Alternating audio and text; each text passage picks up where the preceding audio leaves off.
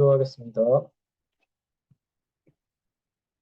은혜가 많으신 아버지 하나님, 오늘 하루도 주님과 함께 시작하기 위하여 이 자리에 모였습니다.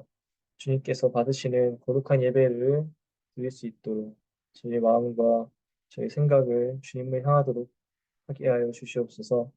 지난 하루도 주님 은혜 가운데 살게 하시고 또 평안한 밤을 보내게 하심에 감사드립니다. 늘 저희가 주님 은혜 가운데 주님 말씀 따라 살아갈 때 주님께서 저희에게 더욱 큰 은혜를 부어 주시옵소서. 그래서 저희가 주님 말씀 따라갈 때 어려운 것들이 있을 때 주님께 기도하면서 그 어려움을 헤쳐나가고 더욱더 주님을 가까이 만날 수 있는 그런 하루하루가 되게 하여 주시옵소서. 주님 말씀을 들을 때 그 말씀을 하나님 말씀으로 듣고 마음밭에 심어서 더욱 큰 열매로 자라나게 하는 저희가 되게 하시고 또 주님 말씀을 다른 이웃에게도 전하면서 주님의 그 구원의 은혜를 나 혼자만 가지고 살아가는 것이 아니라 모두 함께 나누면서 살아갈 수 있는 주님의 거룩한 전도자들이 되게 하여 주시옵소서. 말씀을 준비하는 전도사에게도 함께 하셔서 하나님 말씀, 은혜로운 말씀으로 잘 준비할 수 있도록 지혜와 능력을 더해 주시옵소서. 오늘 하루도 세상을 향해 나아가기에 앞서 주님 앞에 모인 모든 분들 함께 하시고 또 특히 건강을 지켜주셔서 하나님 말씀 따라 살아갈 때 어려움이 없도록 주님께 예배하러 나아오는 그 발걸음에 어려움이 없도록 주님께서 지켜주시옵소서. 감사드립니다. 예수님의 이름으로 기도드립니다. 아멘.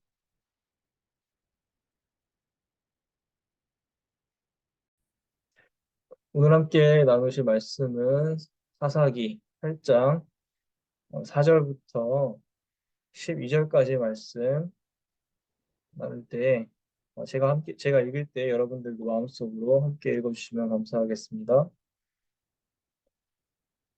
기드온이 그가 거느리는 군사 300명과 함께 요단강을 건너 지친 몸이지만 계속 적들을 추격하였다.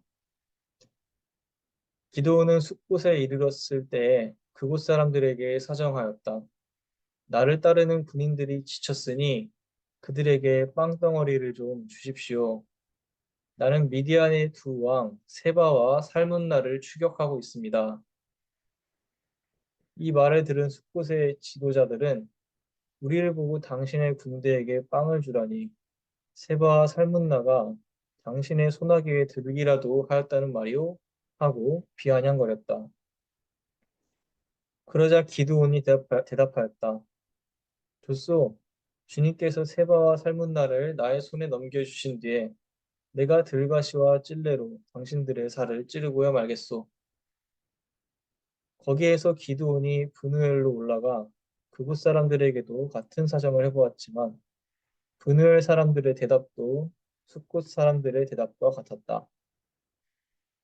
그래서 그는 브누엘 사람들에게도 내가 안전하게 성한 몸으로 돌아오는 날 이 망대를 헐어버리고 말겠소 하고 말하였다. 그때 세바와 살문나는 겨우 15,000명의 군대를 데리고 갈고래에 진을 치고 있었다.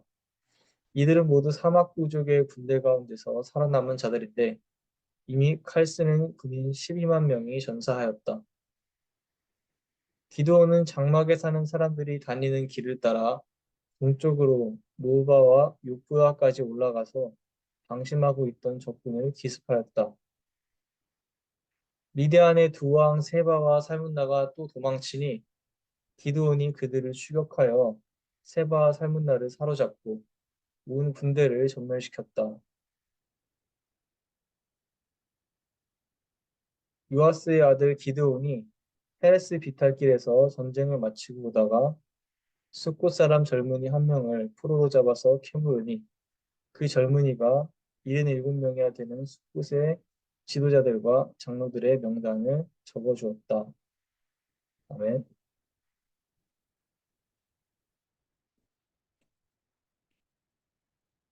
오늘 사사기 8장의 말씀은 하나님 말씀을 따라 살아가는 우리들에게 믿음으로 살아가는 삶의 가치를 일깨워 줍니다. 사사기 8장은 기드온이 300명의 용사들을 이끌고 미디안의 두 왕, 세바나와 살문나를 쫓는 이야기를 담고 있습니다. 앞선 7장에서 기드온과 300명의 용사들은 미디안을 쳐서 그들을 크게 무찔렀습니다. 그리고 이제 도망치는 미디안의 두 명의 왕, 세바나와 살문나를 쫓게 됩니다. 기드온과 300명의 용사들은 미디안의 두 왕, 세바와 살문나를 열심히 쫓아갔습니다. 요단강을 건너고 사막을 횡단합니다. 그러나 기드온과 용사들은 막 전투를 치르고 난 후라 몹시 지치고 피곤했습니다. 한참을 달려 그들은 숫곳이라는 지역에 도착하게 됩니다. 피곤함과 배고픔이 몰려온 용사들을 위해 기드온은 숫곳의 사람들에게 자신들이 처한 상황을 설명하며 음식을 좀 달라고 부탁합니다. 나를 따르는 군인들이 지쳤으니 그들에게 빵덩어리를 좀 주십시오. 나는 미디안의 두 왕, 세바와 살문나를 추격하고 있습니다. 하지만 숫곳의 사람들은 기드온의 요청을 거절합니다. 기드온의 요청을 들은 숫곳의 지도자들은 우리를 보고 당신의 군대에게 빵을 주라니 세바와 살문나가 당신의 소나기에 들기라도 하였다는 말이오? 하고 비아냥거렸습니다.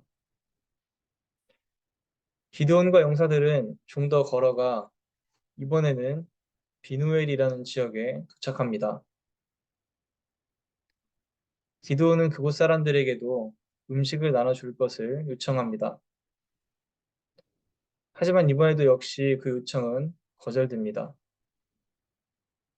그곳의 사람들도 역시 기드온과 300명의 용사들이 절대로 세바와 살문나를 이길 수 없다고 생각했기 때문입니다. 기드온은 그 지역의 사람들에게 후회하게 될 것이라고 경고하며 계속해서 세바와 살문나를 잡으러 떠납니다. 그리고 마침내 갈볼이라는 지역에 진을 치고 있는 세바와 살문나의 군대를 발견합니다. 세바와 살문나는 15,000명의 군대를 이끌고 있었습니다. 이들은 사막 부족의 군대 12만 명 중에 살아남은 전사들이었습니다. 즉, 겉보기에도 아주 무시무시한 군인들이었다는 것을 짐작할 수 있습니다. 군인들의 숫자로 보아 또 그 모습을 봐도 고작 300명의 기드온의 용사들은 상대가 되어 보이지 않습니다. 기드온의 부탁을 거절한 숫곳과 비누엘의 사람들은 이렇게 겉으로 보기에 확연한 힘의 차이를 보고 기드온의 군대가 절대로 미디안을 이길 수 없겠다고 판단했을지도 모릅니다. 게다가 이들은 아마 기드온을 도와준 것으로 후에 세바와 살문나에게 공격을 당할 것을 두려워했을지도 모릅니다. 그러나 기드온은 방심하고 있던 세바와 살문나의 군대를 기습했고 놀랍게도 하나님이 함께하는 기드온의 군대는 그들보다 50배는 많은 세바와 살문나의 군대를 전멸시킵니다. 마침내 세바와 살문나를 사로잡은 기드온은 사로잡은 그들을 스콧과 비누엘의 사람들에게 보여주며 그들을 징벌합니다. 사실 이 이야기에서 더 중요한 장면은 기드온이 미디안의 군대를 물리치는 장면보다 스콧과 비누엘의 사람들을 응징한 장면이라고 생각합니다. 스콧과 비누엘 사람들이 응징을 당한 이유가 무엇입니까? 그들이 응징을 당한 이유는 그들의 영의 눈이 어두웠기 때문입니다. 영의 눈이 어두운 그들은 기드온과 300명의 용사들 뒤에 계신 하나님을 보지 못했습니다. 고작 300명의 군대가 에브라임 온 산지에서 아말렉과 미디안의 군대를 물리친 것은 이스라엘이 강했기 때문이 아니라 하나님께서 그들과 함께 하셨기 때문이었습니다. 스콧과 비누엘 사람들은 이스라엘의 그 위대하신 하나님을 바라보지 못했습니다. 대신 세상의 이치와 세상을 바라보는 눈은 밝았습니다. 그들은 고작 300명, 그리고 지쳐 쓰러져가는 기드온의 병사들을 보고 판단합니다. 이들은 절대로 15,000명이나 되는 미디안의 군대를 이길 수가 없다. 이들을 도와줘봤자 우리가 이득을 얻을 것은 아무것도 없다고 판단한 것입니다. 14절 말씀을 보니 숫곳의 지도자와 장로들은 77명이나 되었다고 합니다. 결코 작은 무리가 아니었다는 것입니다. 도움을 주려면 충분히 도움을 줄 수 있는 여유가 있는 사람들이었습니다. 하지만 그들은 그렇게 하지 않았습니다. 오히려 기드온을 조롱했습니다. 그리고 결국 그들은 징벌을 받게 됩니다. 진짜 그들을 살리는 것이 무엇인지를 그들은 분별하지 못한 것이었습니다. 사랑하는 성도 여러분, 우리는 하나님을 바라보는 영의 눈을 뜨고 살아가기를 소망합니다. 영의 눈을 뜨고 살아간다는 것은 하나님을 의지하며 살아간다는 것입니다. 우리는 세상 가운데 살아가기 때문에 현실의 여러 가지 문제에 직면하게 됩니다. 그리고 그러한 문제들을 두고 우리는 보통 나에게 어떤 이익이 오고 어떤 피해가 올지 계산을 하고 판단을 하게 됩니다. 이때 세상의 가치관만을 따라 사는 대부분의 사람들은 눈앞에 보이는 현실만을 바라보고 보이는 지표만을 의지하며 본인이 이득을 얻을 수 있는 결정을 내리게 됩니다. 오늘 스콧과 비니엘 사람들이 그러했습니다. 본인들이 마주친 현실의 문제, 기드온의 군대를 돕느냐 마느냐 하는 문제 앞에서 그들은 세상의 이해관계로만 그 문제를 해결하려고 했습니다. 눈에 보이는 숫자의 차이를 파악했습니다. 눈에 보이는 기드온의 군대의 초라한 행색을 보고 판단했습니다. 그리고 본인들에게 전혀 이득이 없을 것이라 판단하고 기드온의 요청을 거부하고 조롱했습니다. 하지만 그러한 판단이 그들을 정녕 이롭게 했습니까? 그러지 못했습니다. 물론 우리는 현명하게 살아가야 합니다. 하지만 진정 현명한 사람은 잠언의 기자가 말하듯 하나님을 아는 사람이며 하나님의 말씀을 따라 사는 사람입니다. 하나님을 따른다는 것은 때로는 세상의 이치와 맞지 않을 수도 있습니다. 눈에 보이는 상황이나 지표 너머에 보이지 않는 하나님의 일하심을 기대하기 때문입니다. 물론 우리가 영의 눈을 뜨고 하나님의 가르침을 따라 살 때 그것이 당장 나에게 물질적인 혹은 정신적인 이득을 주지 못하는 것처럼 보일 수 있습니다. 실제로 그렇습니다. 예수님은 우리에게 원수를 사랑하라고 하셨고 용서하라고 하셨고 의를 위하여 박해받으라고 하셨고 자기를 낮추라고 하셨고 좁은 문으로 들어가라고 하셨습니다. 예수님 본인도 십자가에서 자신을 희생하신 아가페의 사랑 우리에게 보여주셨습니다. 그러므로 하나님의 말씀을 따르는 삶은 도움을 요청하는 사람에게 도움을 베풀고 사랑이 필요한 사람에게 사랑을 나누고 고통받는 사람에게 아픔을 나누며 위로하는 삶입니다. 하나님의 말씀을 따라 사는 것은 이처럼 저마다 십자가를 지고 살아가는 삶입니다. 그러므로 세상 사람들은 그런 우리를 보고 어리석다고 비난할 수도 있고 왜 그렇게까지 하느냐고 비판할 수도 있습니다.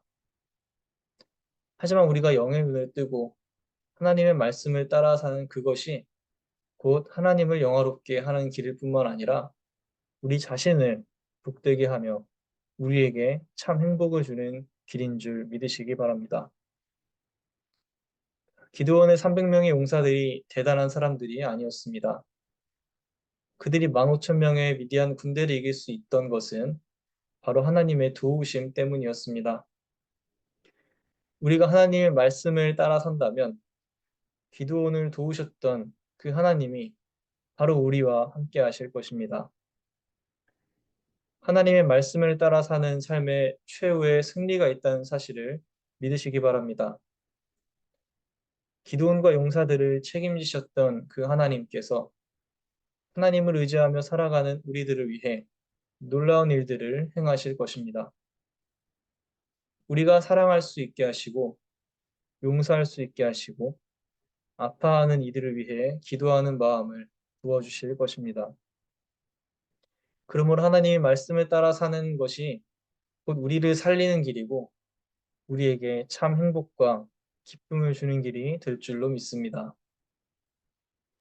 만약 스콧과 비누엘의 사람들이 세상의 이치와 기준만으로 판단하는 대신 기드온과 용사들을 도우는 하나님을 경외하며 그들에게 먹을 것을 제공했다면 더욱 큰 축복을 받게 되었을지도 모릅니다. 사랑하는 성도 여러분, 우리를 살리시고 우리의 도움이 되시며 우리의 힘이 되시는 하나님을 바라보실 수 있기를 소망합니다.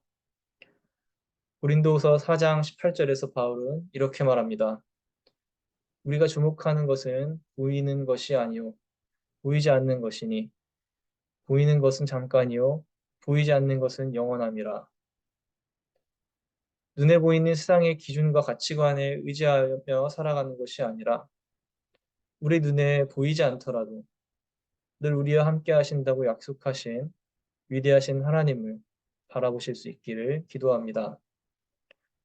스콧과 비누엘의 사람들처럼 세상의 이치에 얽매여서 하나님의 능력을 제한하는 것이 아니라 우리를 향해 무한한 능력을 베푸실 하나님을 바라보며 기도하며 주님을 의지하며 하루하루 주님과 함께 살아가는 우리가 되기를 소망합니다.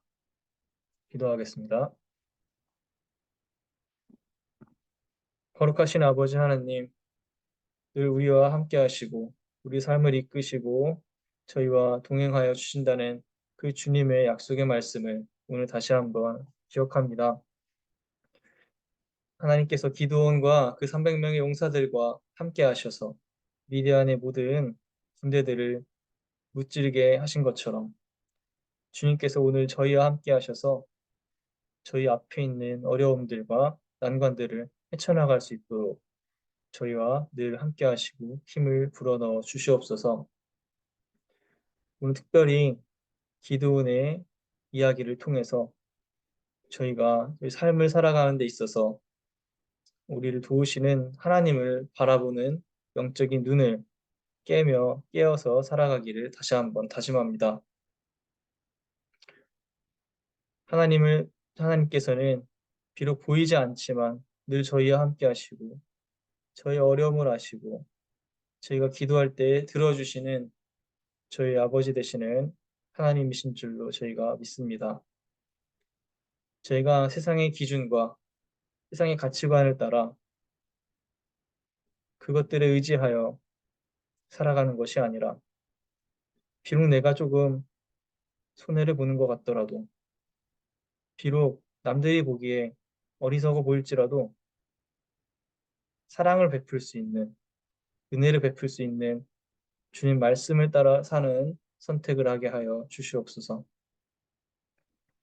하지만 하나님께서는 저희를 사랑하셔서 저희의 그러한 선택 가운데 저희의 마음에 평안을 주시고 또 저희의 앞길을 책임져 주시는 거룩하신 주님일 줄로 믿습니다.